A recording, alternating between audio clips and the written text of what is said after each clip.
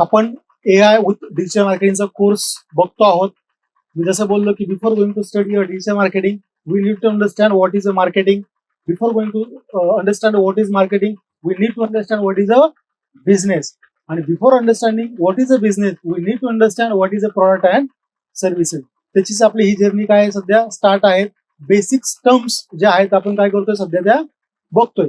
आज आपण जी टर्म बघणार आहोत ती आहे प्राइस इन्सर्शन स्ट्रॅटेजी. म्हणजे जर सपोज तुम्ही एखादा कोणता तरी प्रोडक्ट डेव्हलप केला, तुम्ही एखादी सर्व्हिस डेव्हलप केली, तर त्याची प्राइस इन्सर्शन म्हणजे प्राइस कशी ठरवायची त्या प्रोडक्टची.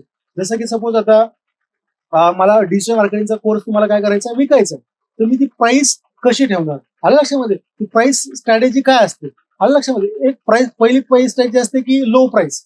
जर मला मार्केटमध्ये शिरायचंय तर मला काय करायला लागेल, सगळ्यात पेक्षा स्टडी करून सगळ्यापेक्षा लो प्राइस जर ठेवली मी तर बाय डिफॉल्ट माझा कोर्स काय होतील, लोक परचेस करतील.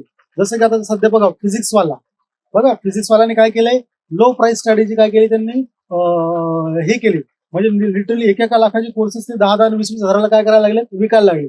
10,000-10,000चे कोर्स ते 3,000 हजाराला काय करायला लागले, विकायला लागले. त्यांनी मार्केटमध्ये शिरण्यासाठी कोणती स्ट्रॅटेजी यूज केली आहे, लो प्राइस स्ट्रॅटेजी काय केली त्यांनी यूज केलेली आहे.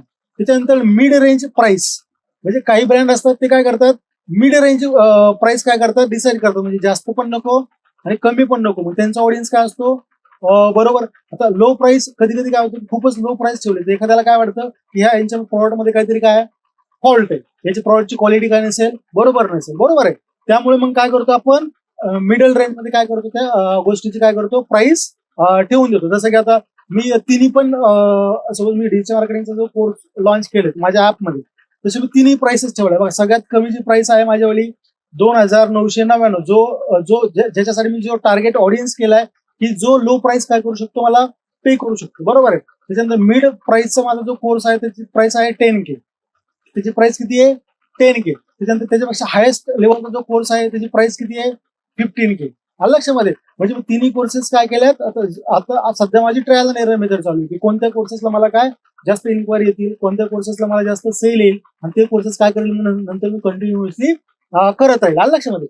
तसं आता मिड रेंज, जसं की आता हाय प्राइस, आता तुम्ही जर ऍपल चा फोन आयफोन जर स्टडी केला त्याची प्राइस किती 1 लाखाच्या पुढेच आहे, बरोबर आहे. आलं लक्षामध्ये. त्याच्या जर लो प्राइस स्टडी केला तर विवो नावाचा मोबाईल आहे, बरोबर आहे. विवो, ऍपल, विवो सगळ्यात कमी सोबत रेंजचा समजू आपण. त्याच्यानंतर ऍपल काय सगळ्यात हाय रेंजचा. पण जर तुम्ही सॅमसंग किंवा वन प्लसचे फोन बघितले त्याची रेंज कशी आहे, सगळ्यांची मिड रेंज आहे. कशी रेंज आहे सगळ्यांची मिड रेंज.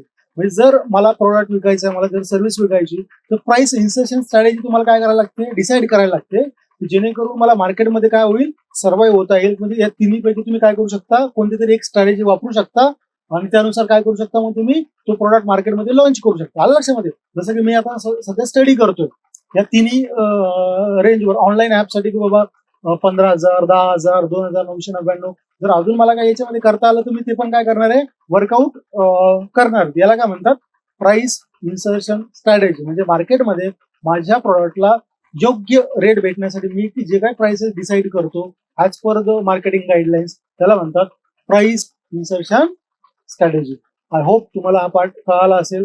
अजून जरी तुम्ही शिवाडी चल नावाचा ऍप डाउनलोड केलं नसेल तर परत एकदा सांगतोय, डाउनलोड करा आणि तुमची डिजिटल मार्केटिंग शिकण्याची जर्नी काय करा, स्टार्ट करा. 1 वर्ष शिका, पुढचे 30 वर्ष तुमचे असतील.